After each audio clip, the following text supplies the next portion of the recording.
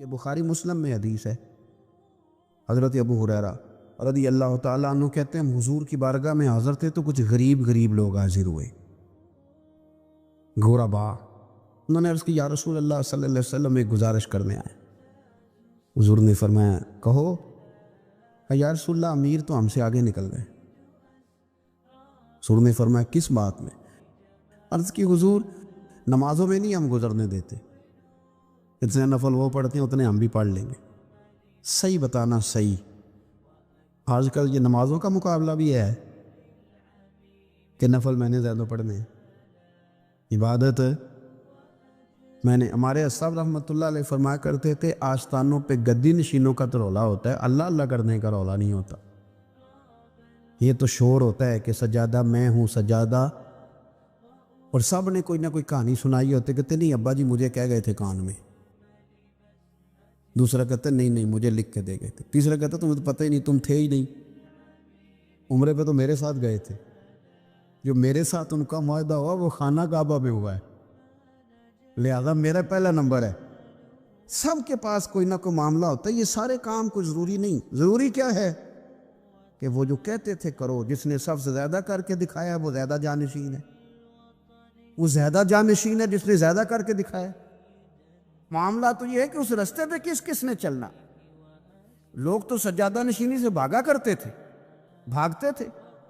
حضرت ابو بکر صدیق رضی اللہ تعالیٰ عنہ کا وصال ظاہری ہوا تو حضرت عمر خلیفہ بنے، تیسرا دن تک خلیفہ بنے ہوئے، 2-3 چھوٹی بچیاں آ گئیں، چاچا جان آپ خلیفہ بنے؟ فرمایا ہاں۔ چلو پھر عصر کے بعد ابو بکر ہمارے گھر جاتے تھے۔ فرمایا پتر تمہارے گھر کیا ہے؟ کہنے لگی ہم یتیم ہیں، ہمارا بھائی کوئی نہیں۔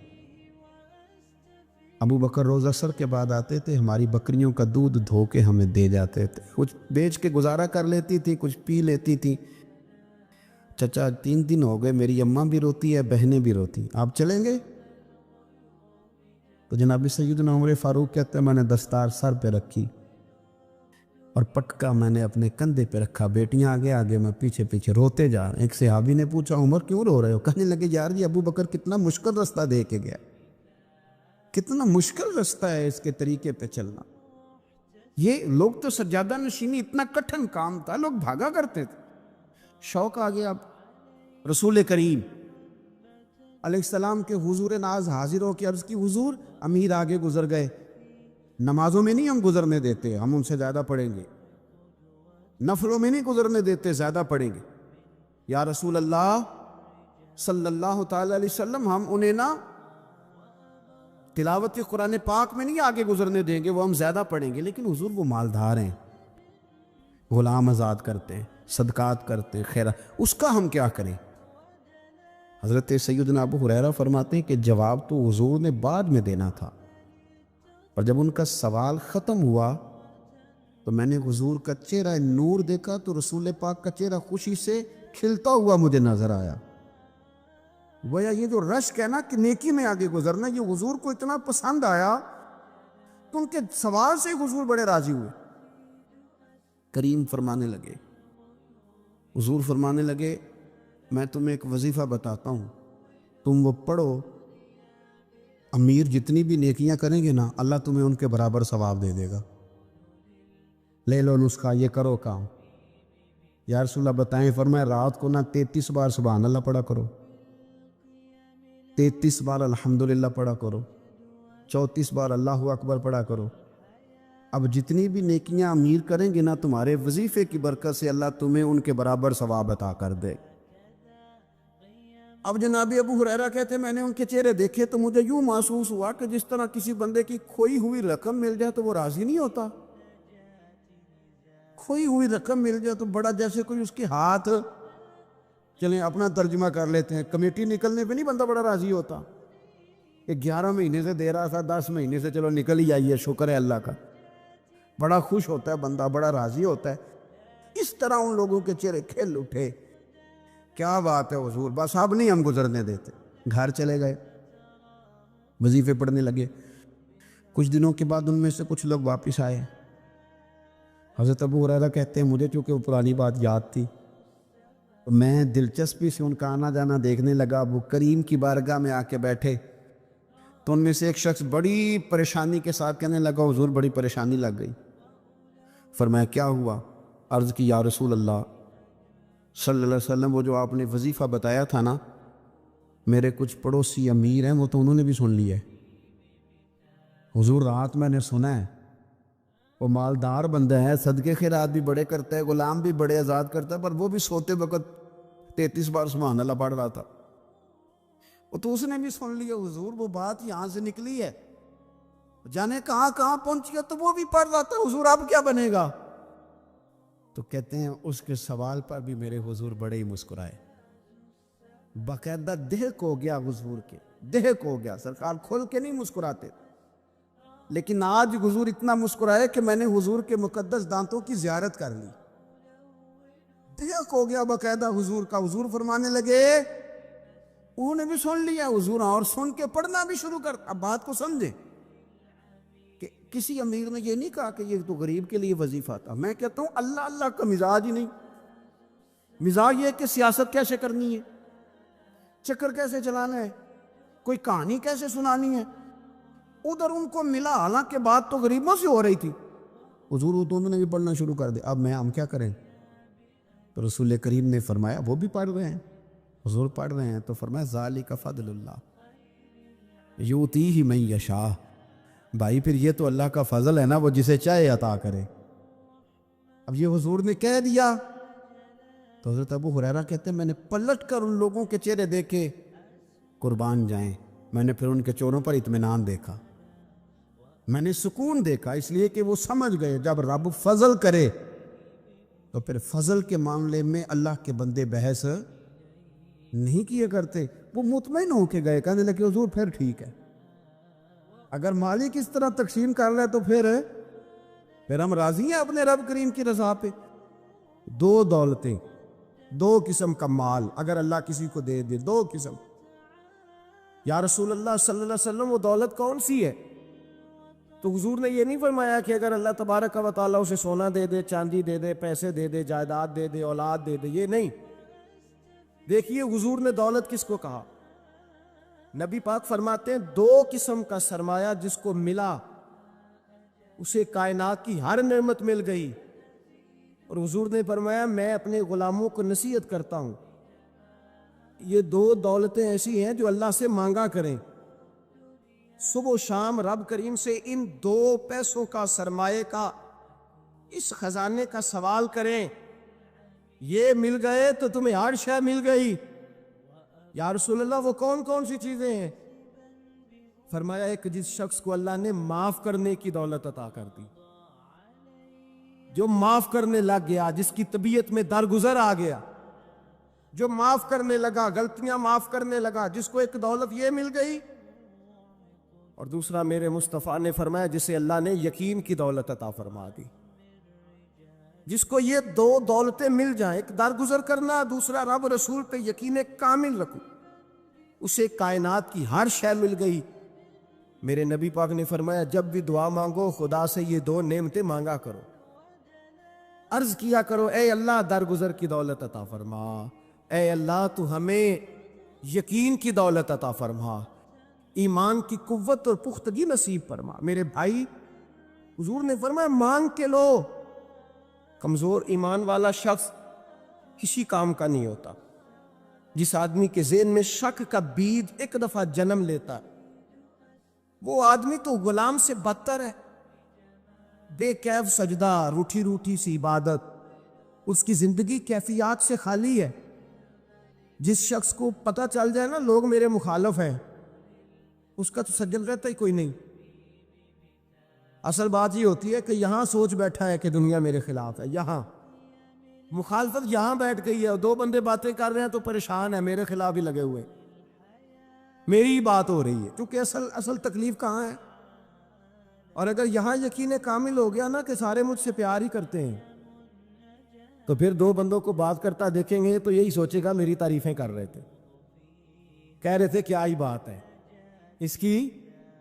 او بھائی یاد رکھیں، یہاں اپنے آپ کو اطمینان دیں، یقین کی دولت دیں، قرار کی دولت دیں، سکون کی دولت دیں.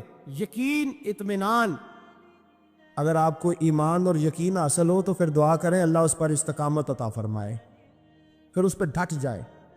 نبی پاک صلی اللہ علیہ وسلم نے فرمایا میں اس بات کا خوف نہیں کرتا کہ میری امت کمزور ہو جائے گی، اس بات کا ڈر نہیں کہ پیسے ختم ہوتے ہیں، نہ یہ خوف ہے کہ بھوکی مرے گی۔ حضور کس بات کا خوف ہے؟ تو نبی پاک نے فرمایا خوف یہ ہے کہ ان کا یقین کمزور ہو جائے گا، ان کا یقین۔ بخاری مسلم میں میرے مصطفیٰ نے فرمایا ہے کہ جو جمعے والے دن سب سے پہلے آئے گا اس کے نبی کا وعدہ ہے اللہ اسے اپنے رستے میں اونٹ خیرات کرنے کا ثواب عطا فرمائے گا۔ یہ ہے حضور کی زبان پر اعتبار، یہ ہے اللہ کے وعدے پر اعتبار، اللہ کے وعدے پر اعتبار۔ او میرے بھائی، اگر تجھے کہہ دیا میری طرح کے ایک نکمے آدمی نے کہ یہاں اونٹ بندھا ہوا ہے، رات گیا نہیں ادھر ہی رہا ہے، اور اگر تجھے آمینہ کے لال نے کہا کہ اونٹ ملے گا، اگر تجھے حضرت ختیجہ کے سرتاج کہتے ہیں اونٹ ملے گا، میری طرح کو تو پتہ نہیں کتنے لوگ ہیں کیا کچھ کہہ جاتے ہیں۔ مصطفیٰ کا تو فرمان یہ ہے کہ اللہ کائنات کے اصول بدل دیتا ہے، مصطفیٰ کی بات پوری کر دیتا ہے۔ یقین تو کر اس محبوب کی بات پر، ساڈے نبی دی زبان ساڈے واسطے یقین کی کمی آ گئی، تیرے رسول کا وعدہ ہے تو آ جا۔ اور دیکھیں جن کو یقین تھا ان کا رنگ ہی نرالا تھا۔ حضرت علی المرتضیٰ فرماتے ہیں سیدہ فاطمہ نے کبھی مجھے کوئی کچھ کہا ہی نہیں، کبھی فرمائش ہی نہیں کی۔ ایک دن بیمار ہو گئی تو کہنے لگیں، میں قریب بیٹھا تو میں نے کہا فاطمہ زندگی میں تو نے کبھی کچھ نہیں مانگا، اور عزت والے باپ کی عزت والی بیٹی، میرا دل کرتا ہے کوئی فرمائش تو کرنا۔ تو حضرت فاطمہ کہنے لگی علی اگر ایک انار مل جائے نا، اگر ایک، میرا دل کر رہا ہے اگر ایک انار مل جائے، ایک انار مل جائے تو طبیعت چاہ رہی ہے انار کھانے کو۔ مولا علی شیر خدا فرماتے میں گیا ایک انار خریدا بازار سے، 1 دینار تھا میری جیب میں، انار خرید کے جب واپس پلٹا نا تو کہتے ایک بوڑھا شخص، ہونٹوں پہ کمزوری، آپ فرماتے ہیں میرے باپ دادا کی عمر کا، لڑکھڑاتے اس کے ہاتھ اور کہنے لگا علی میں بھوکا ہوں کئی دنوں کا۔ حضرت علی فرماتے ہیں میرے پاس وہ 1 ہی دینار تھا جس کا انار آ گیا، کہتے میں نے اسی وقت وہ انار نکالا، اس شخص کے ہاتھ میں رکھا، بوجھل قدموں سے جب میں اندر داخل ہوا نا تو پاک رسول کی پاک بیٹی، عزت والے نبی کی عزت والی بیٹی، صبر والے معبود کی صبر والی بیٹی، کہتے ہیں جب میں نے اپنا قدم اندر رکھا دروازے کے تو فاطمہ نے میرا اترا ہوا چہرہ دیکھا تو کہنے لگی علی پیسے اللہ کے راستے میں دے آئے ہو، خیرات کر رہے ہو؟ حضرت شیر خدا رضی اللہ تعالیٰ عنہ فرماتے ہیں میں فاطمہ کی طرف دیکھا تو میں حیران ہو گیا، میں نے کہا فاطمہ تجھے؟ کہنے لگی مجھے یقین ہے آپ انار لینے گئے تھے، آپ نے خرید بھی لیا تھا، اور مجھے پتا ہے علی میرے ساتھ بے وفائی ہو ہی نہیں سکتی، یہ کسی سوالی نے مانگ لیا ہوگا، علی آ جا، مجھے انار کھانے سے وہ سکون نہیں ملا جو تو اللہ کے راستے میں دے آیا ہے تو سکون ملا، کھانے سے نہیں ملا جو تیرے دینے سے ملا ہے۔ مولا علی کہتے صبر کر کے میاں بیوی بیٹھ گئے تو دروازے پہ دستک ہوئی، کہتا میں اٹھ کے دروازے پہ گیا تو حضرت سلمان فارسی دروازے پہ کھڑے تھے، انہوں نے نا 9 انار مجھے دیے، کہنے لگے نبی پاک نے بھیجے ہیں، یہ 9 انار ہیں نبی پاک نے بھیجے ہیں۔ تو حضرت علی شیر خدا فرمانے لگے ہمارے نہیں کسی اور کے ہیں، ہمارے نہیں کسی پڑوسی کے ہیں، دائیں بائیں دیکھ لے، کہنے لگے نہیں تمہارے ہی ہیں، فرمانے لگے نہیں میرے ہوتے تو 10 ہوتے، اس لیے کہ اللہ فرماتا ہے من جاء بالحسنۃ فلہ عشر امثالھا، تم ایک نیکی کرو گے میں 10 کا اجر عطا کروں گا۔ فرمایا میرے ہوتے تو 10 پورے ہوتے، اللہ رسول نے بھیجا، اور میرا یقین کمزور ہو سکتا ہے؟ میرے ہوتے تو 10 ہوتے، یہ 9 ہے۔ حضرت سلمان فارسی نے جیب میں ہاتھ ڈالا، 10واں بھی نکالا، کہا علی تیرے 10 ہی تھے، میں تو تیرا امتحان لے رہا تھا، 10 ہی تھے تیرے۔ یقین کی دولت زنجیریں کاٹ دیتی، یقین کی دولت انسان کو نواز دیتی۔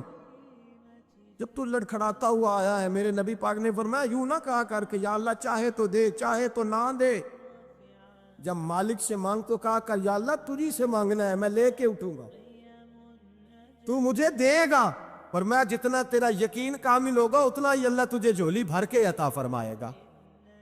کمزور سا مسلمان، لڑکھڑاتا سا مسلمان دیکھتا ہوں، کرتا ہوں، اور یہ بھی نہ دیکھا کریں بھائی، ایمان یقین کو استقامت کے درجے پہ لے، یہ نہ دیکھا کریں کہ وہ کیسے دے گا، وہ کسی وسیلے کا محتاج نہیں ہے، وسیلے کو پسند کرتا ہے، پر وسیلے کا محتاج وہ بغیر وسیلے کے بھی دے دیتا ہے۔ ہر آدمی ماں باپ کے ذریعے پیدا ہوتا ہے، اگر پیدا کرنا چاہے تو جناب عیسیٰ کو بغیر باپ کے پیدا کر دیتا ہے۔ سوچ کو مسلمان کرو، اپنی زبان کو مسلمان کرو، اپنے کان کو مسلمان کرو، اپنی نظر کو مسلمان کرو، اپنی روح کو مسلمان کرو۔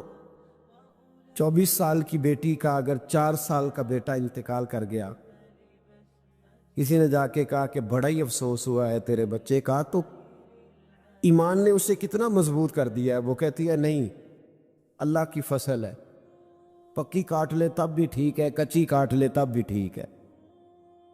اب یہ جو نظریہ ہے اس نے اسے جوان کر دیا ہے، مضبوط کر دیا ہے، توانا کر دیا، اس نے اس کے اندر ایک تبدیلی، اسلام سوچ کی تبدیلی کا نام ہے۔ اگر نظر بھی میلی رہے،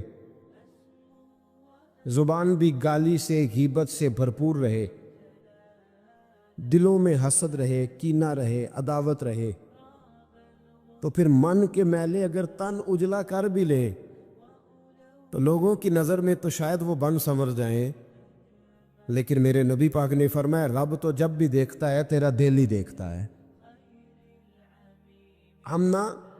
ہم اپنے بوسیدہ جسموں پر رنگین کپڑے پہن کے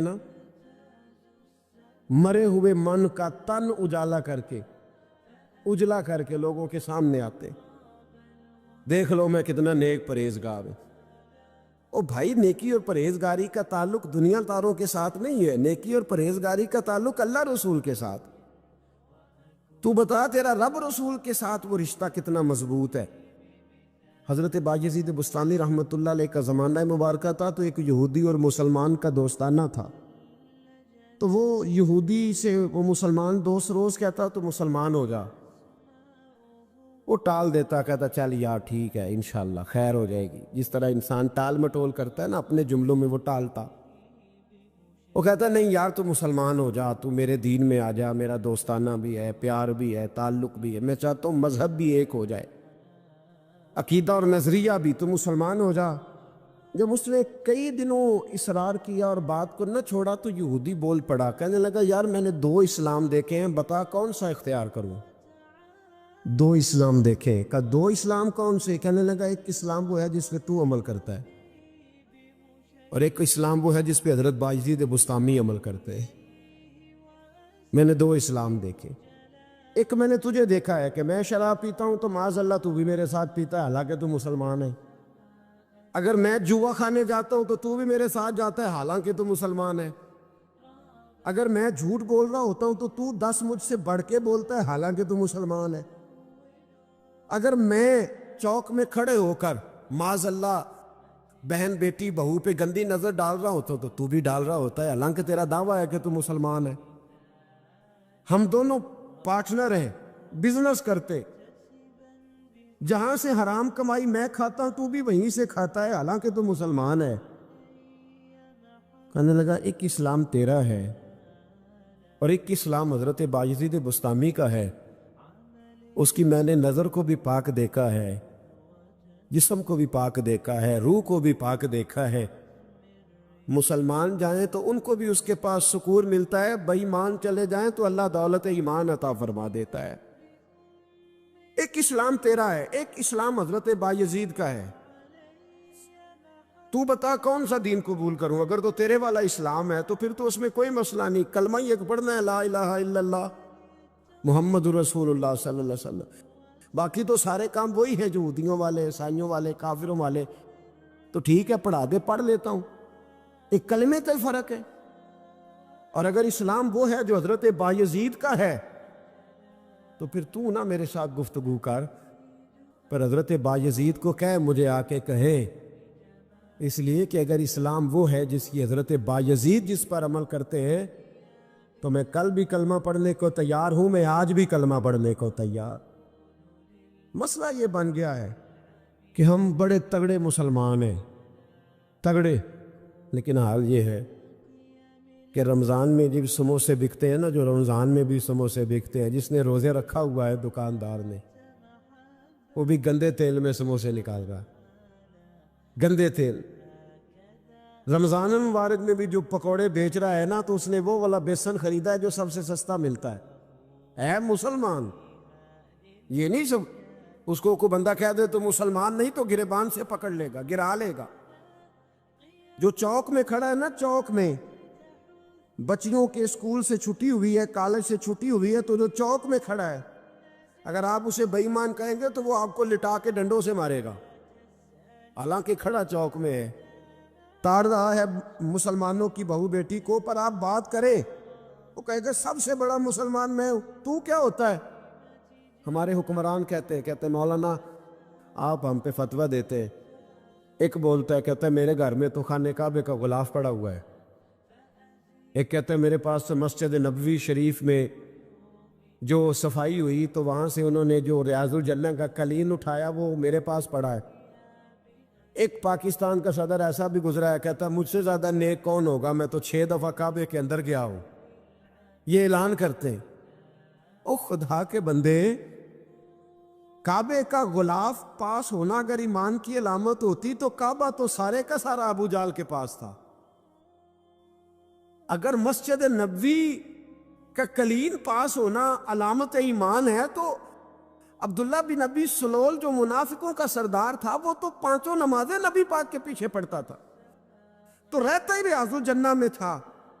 اور اگر خانہ کعبہ کے اندر جانا ایمان کی علامت ہے تو 360 بت تو بڑا زمانہ رہے ہی اندر ہیں، باہر آئے ہی نہیں۔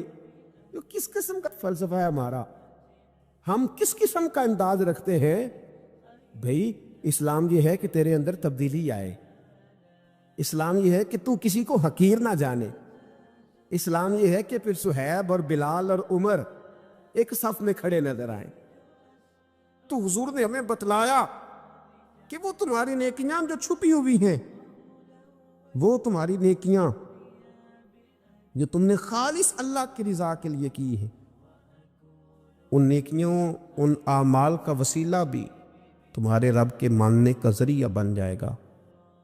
اس کو منایا جائے، اس کے حضور حاضری دی جائے، اس سے بخشش کا سوال کیا جائے، اس کی بارگاہ میں یہ گزارش کی جائے کہ اللہ غریبوں، مجبوروں، کمزوروں اور ان لوگوں کے صدقے جو اللہ رستہ دیکھ رہے ہیں کہ رستہ کب کھلے گا، جو تیری بارگاہ کرم کے سوالی ہیں، ان کے صدقے تو رحم فرما، تو کرم فرما۔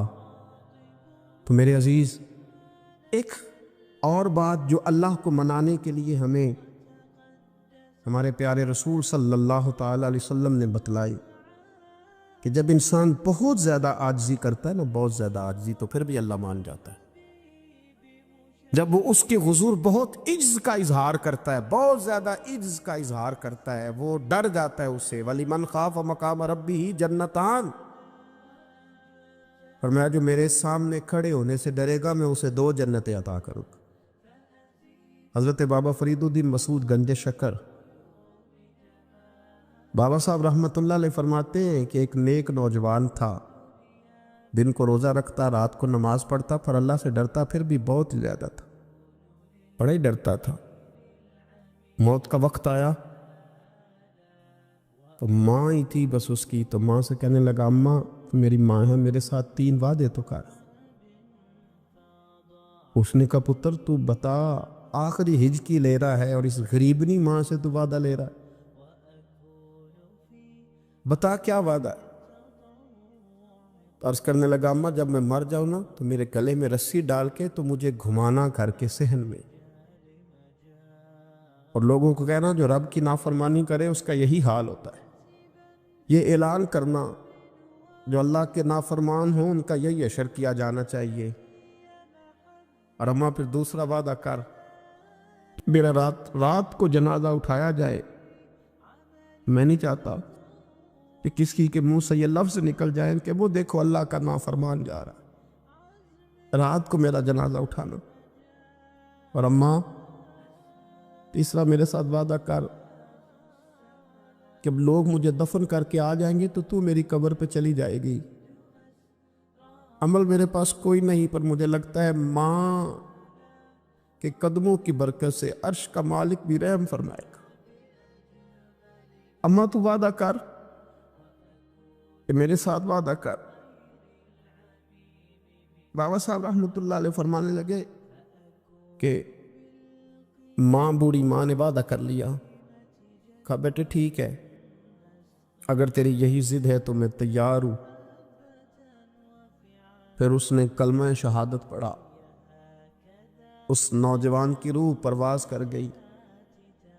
بوڑھی ماں نے رسی منگائی تو وَلِمَنْ خَافَ مَقَامَ رَبِّهِ جنتان، جو ڈر جائے، اس نے تو کہا تھا نا کہ رسی ڈال کے گھمانا اور کہنا یہ اللہ کا نافرمان ہے، اس کا یہی اشر ہونا چاہیے تھا۔ لیکن جب ماں گلے میں رسی ڈالنے لگی تو گھر کے ہر کونے سے آواز آنے لگی، خبردار، یہ رب کا دوست ہے، اللہ کے دوستوں کے ساتھ اس طرح کا معاملہ نہ کیا جائے، اسے چھوڑ دیا جائے۔ اور کہا تمہیں کچھ بھی اور کرنے کی ضرورت نہیں ہے، یہ تو رب کا دوست ہے اور رب کی بارگاہ میں حاضر ہو گیا۔ کچھ کوئی بندہ کہے گا کہ یہ تو ایک بابا فرید کا سنایا ہوا واقعہ ہے، سنیے، بخاری میں حدیث ہے، نبی پاک صلی اللہ علیہ وسلم نے فرمایا، حضرت ابو ہریرہ رضی اللہ تعالیٰ عنہ راوی ہیں، حضور فرماتے ایک شخص مرنے لگا، اپنے بچوں سے کہنے لگا کہ میں جب مر جاؤں تو مجھے جلا دینا، اور پھر میرے جلے ہوئے وجود کو پیس دینا، پھر مجھے ہوا میں اڑا دینا، پتر مجھے اڑا دینا، مجھے بڑا ڈر لگتا ہے، اگر رب نے مجھ سے حساب پوچھا تو میں قابل نہیں ہوں، اڑا دینا مجھے ہواؤں میں، اگر اس نے مجھ سے عذاب لیا تو حساب لیا تو بڑا سخت حساب لے گا۔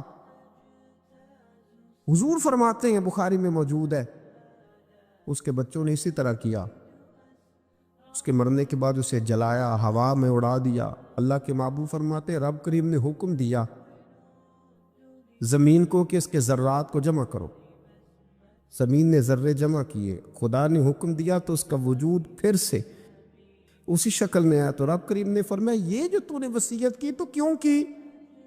اللہ جانتا ہے کہ نہیں جانتا؟ یہ کی تو کیوں کی؟ تو وہ پڑا، کہنے لگا اللہ میرے اندر تو طاقت نہیں تھی تیرے سامنے کھڑا ہو کے حساب دے سکوں، تجھے منانے کے لیے تیرے خوف سے ڈر گیا، میں ڈر گیا۔ اگرچہ ہمارے بزرگوں نے لکھا ہے کہ آج یہ وصیت کرنا، اس رنگ میں یہ طرز اختیار کرنا درست نہیں، لیکن آپ غور فرمائیے کہ نبی پاک علیہ السلام فرماتے ہیں جب اس نے کہا نا اللہ تجھ سے ڈر کے یہ کیا، تو رب کریم نے فرمایا جا پھر میں نے تیری مغفرت کر دی، کیونکہ اللہ کو پتہ تھا یہ دل سے بات کر رہا ہے۔ ایک چوتھی بات میرے رسول پاک علیہ السلام نے فرمایا کہ جب رب نہ مانے تو پھر وہ کمزوروں کے صدقے مان جاتا ہے، پھر وہ ضعیفوں کے صدقے مان جاتا ہے۔ فرمایا اللہ تم سے بارشیں روکنا چاہتا ہے، پر تمہارے ضعیفوں، کمزوروں، غریبوں کے صدقے، مجبوروں کے صدقے وہ تم پر بارشیں برساتا ہے۔ حضور فرماتے ہیں رب اشغاظ اغبر لو اقسم علی اللہ لا برا، کچھ ایسے لوگ ہوتے ہیں کہ ان کے بالوں میں خاک پڑی ہوتی ہے، چہروں پہ مٹی الجھے ہوئے ہوتے ہیں، لیکن اگر وہ اللہ پہ قسم کھا لیں تو اللہ ان کی قسم بھی پوری کر دیتا، قسم بھی۔ حضرت عبداللہ ابن مبارک فرماتے ہیں، ابن قدامہ نے لکھا ہے، فرماتے ہیں بارش نہیں ہوتی تھی مکے میں، قحط پڑ گیا تو سب لوگ مسجد الحرام سے باہر کھلی جگہ میں نکلے دعا کرنے کے لیے، سب اپنی اپنی دعائیں کر رہے تھے، تو میں تھوڑا باہر ہوا تو اچانک ایک غلام آیا، کالا سیاہ رنگ، 2 رکعتیں نماز پڑھ کے تو ہاتھ پھیلائے، تو کہنے لگا اللہ مجھے پتہ ہے یہ جو کچھ بھی ہوا ہے میری نافرمانیوں کی وجہ سے ہوا ہے، تو ناراض ہو گیا نا، تو نے بارش روک لی، ناراض ہو گیا نا، ہمیں سبق سکھانا چاہتا ہے نا۔ یہ کسی اور کی وجہ سے نہیں، یہ صرف میری نافرمانیوں کی وجہ سے۔ اللہ رحم فرما، تیرے بندے تھوڑی سی بھی سختی برداشت کرنے کی طاقت نہیں رکھتے، کمزور ہیں، ڈر جاتے، غلام ہے، دعائیں مانگ رہا ہے۔ حضرت عبداللہ ابن مبارک فرماتے ہیں اس نے چہرے پہ ہاتھ پھیرے تو کالی گھٹائیں چھا گئی، بارش ہونے لگی۔ میں اس کے پیچھے گیا، اس کا گھر ڈھونڈ آیا، تعقب کیا، پیچھا کیا، گھر میں نے تلاش کر لیا، اور گھر کو تلاش کر کے جب میں واپس آیا تو میں نے حضرت فضیل بن عیاض سے ذکر کیا تو کہنے لگے کسی طریقے سے اسے حاصل کرو۔ فرماتے میں اس کے گھر گیا، اس کے مالک نے مجھے دیکھا تو کہا عبداللہ ابن مبارک میرے گھر، اتنے بڑے ولی، اتنے بڑے درویش، اتنے بڑے محدث۔ میں نے کہا تیرا غلام چاہیے۔ اس نے کئی غلام دکھائے، میں نے کہا نہیں یہ نہیں۔ اس نے کہا یہ بڑے بڑے اچھے ہیں، کوئی سے بھی آپ لے لے، خرید لے۔ میں نے کہا نہیں۔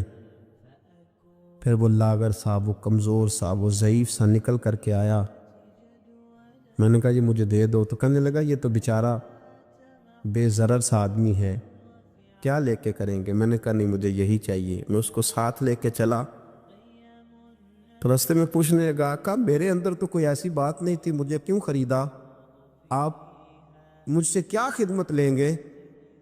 تو عبداللہ ابن مبارک فرمانے لگے میں نے کہا کوئی خدمت بھی نہیں لوں گا، میں تو خود تیری خدمت کروں گا، میں تیرا بیاہ کراؤں گا، تیرے لیے مکان بناؤں گا، میں تیری خدمت کروں گا۔ میں تیرا اور تیرے رب کا رشتہ دیکھ چکا ہوں، میں تیرا اپنے مالک کے ساتھ جو تعلق ہے اسے دیکھ چکا ہوں۔ کہتے میں نے جب لفظ کہے تو مجھے کہنے لگا 2 رکعتیں پڑھ لوں، اب مجھے لے جانا پر 2 رکعتیں پڑھ لوں۔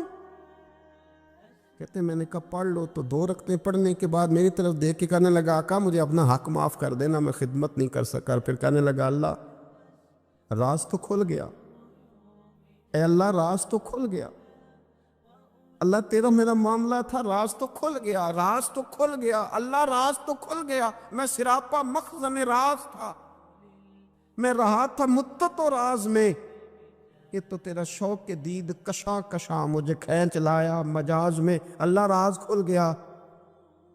یہ لفظ کہتے کہتے کہتے کہتے اس شخص نے کلمہ پڑھا اور اس کی روح پرواز کر گئی، اس کی روح ہی پرواز کر گئی۔ تو کبھی ان کمزوروں کے ذریعے بھی اللہ کو منایا جا سکتا ہے، تو رب کو منانے کی کوشش کریں۔ وصلی اللہ تعالی علی حبیبہ سیدنا و مولانا محمد علیہ وصحبہ۔